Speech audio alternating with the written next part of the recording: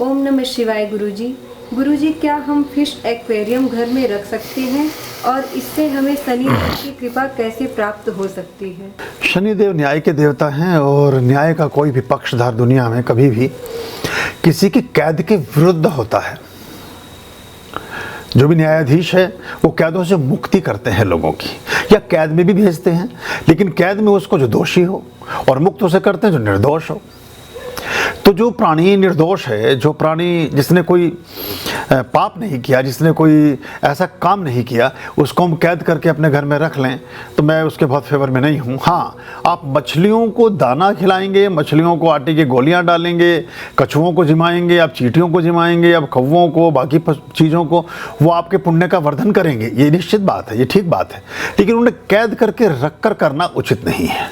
कोई भी, मैं तो ये पेट एनिमल्स हैं, इनके भी इस फेवर में नहीं हूँ कि आप उन्हें कैद करके घर में रखें। हमारे यहाँ आश्रम में जो हैं वो हमने कोई उनको कभी पाला नहीं, हम उनको कभी लेकर नहीं आए, वो स्वतः ही आ गए, स्वतः ही घूमते फिरते रहते हैं। कभी चले जाते भी हैं, कभी आ भी जाते हैं, कभी उनका इस तरह का एक वो आ जाते हैं तो उनका घर है, चले जाते हैं तो उनकी मर्जी है। तो आप घर में रख करके करेंगे तो उतना उचित नहीं होगा, क्योंकि मेरे अपने अनुभव ये भी कहते हैं, जो मैंने जिन लोगों के घरों में एक्वेरियम देखा है, कि उसके बहुत अच्छे नतीजे नहीं रहे।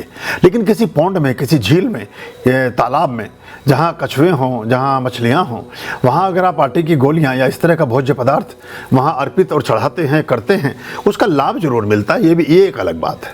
तो मैं कहूँगा कि आप किसी ऐसे जलाशय के आसपास जाकर के उस कृत्य को करेंगे तो अधिक उचित होगा, क्योंकि वो अपनी जीवन शैली में रहने में कोई भी पशु पक्षी प्राणी आनंदित होता है।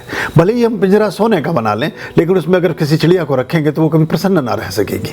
उसकी प्रसन्नता सर्वोपरि है, भले ही वो गंदले तालाब में या गंदले किसी वृक्ष पर कहीं बैठी हो।